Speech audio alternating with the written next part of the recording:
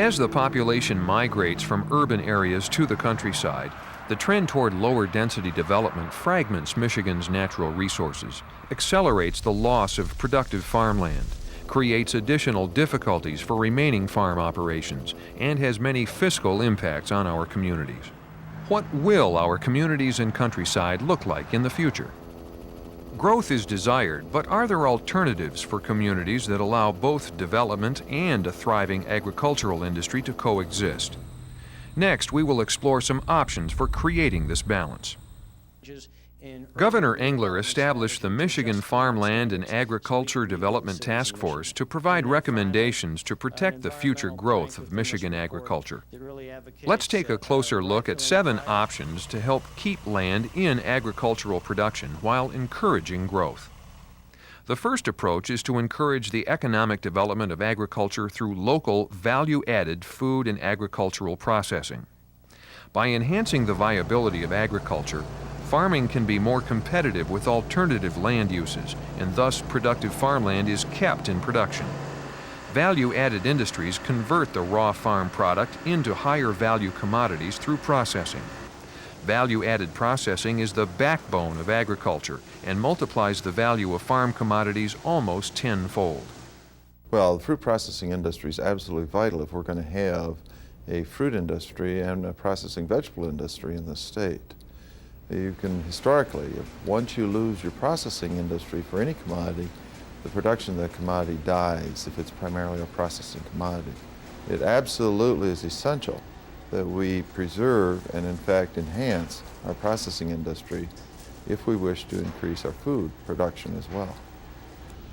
Local agricultural processors provide new, stable markets for the farmer and the opportunity to grow alternative crops and produce higher value commodities.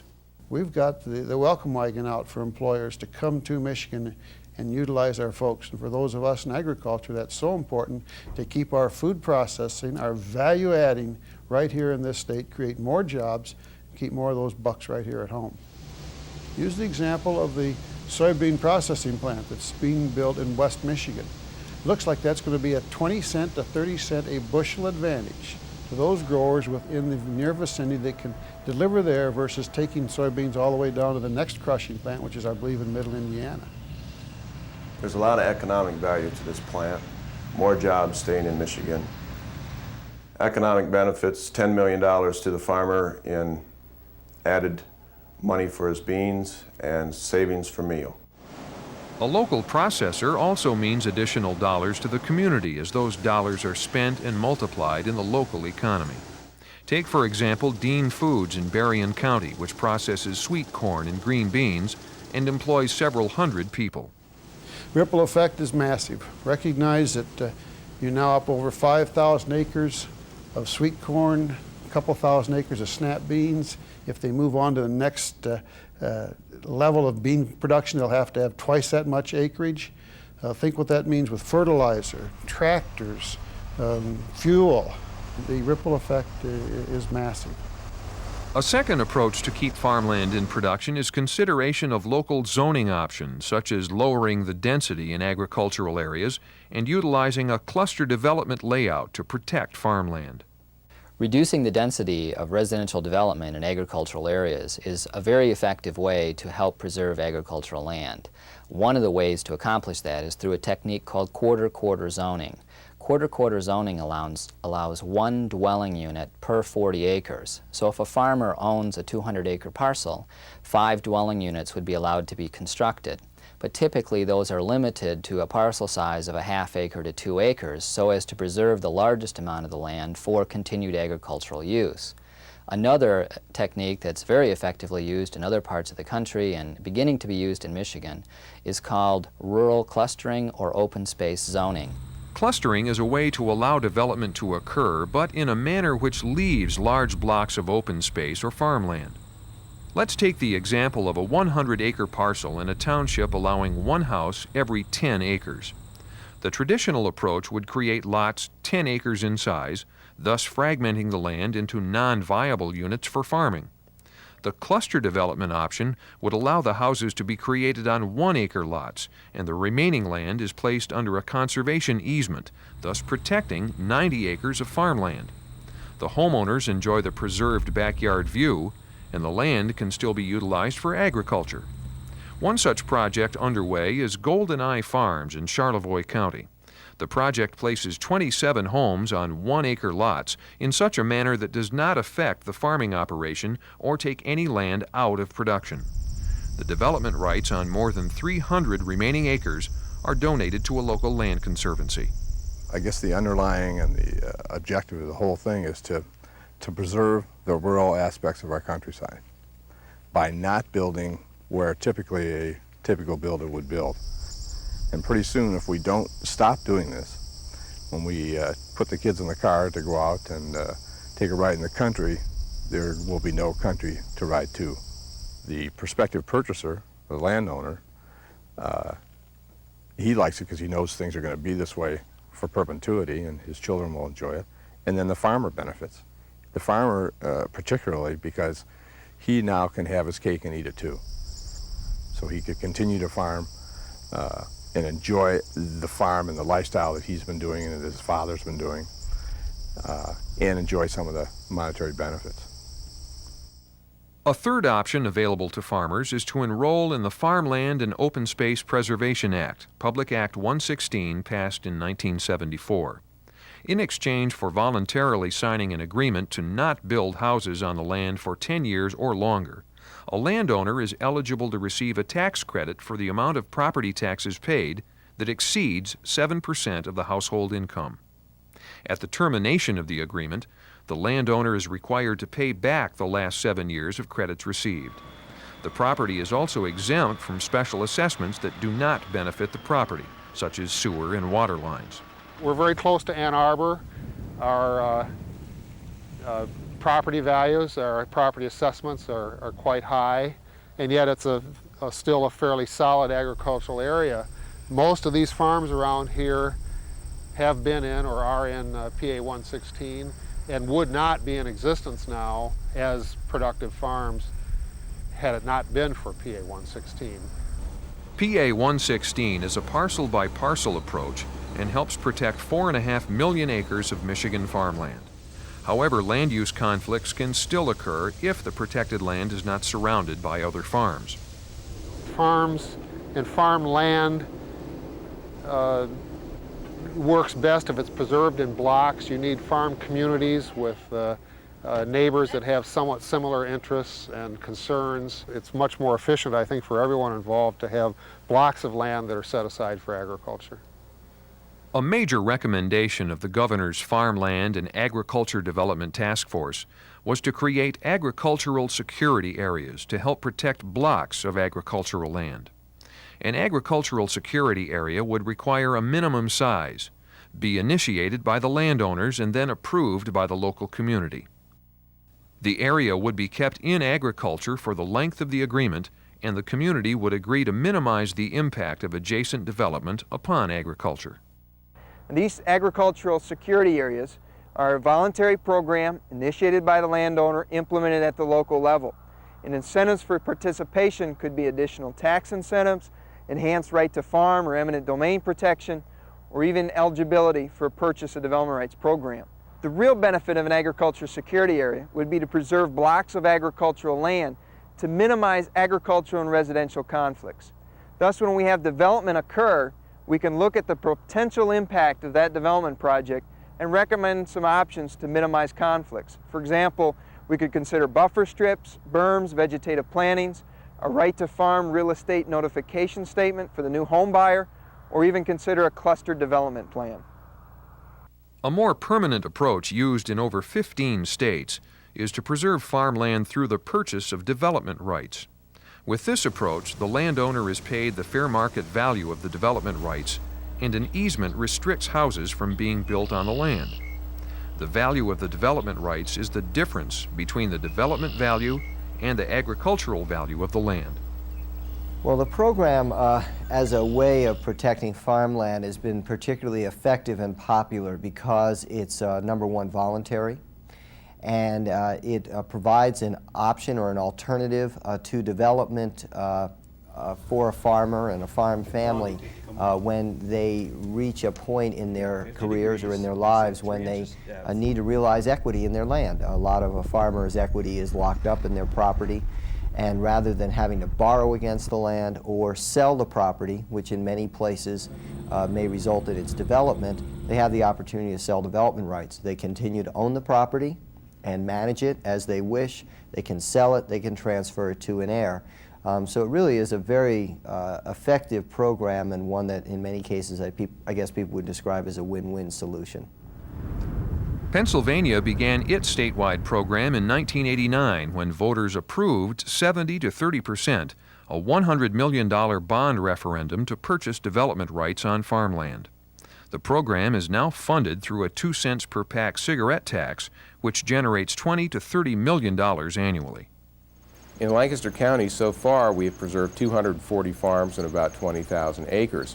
We've been able to preserve a number of farms on the edge of development, which has meant that there won't be an extension of public sewer and water lines out into the middle of some very good agricultural land.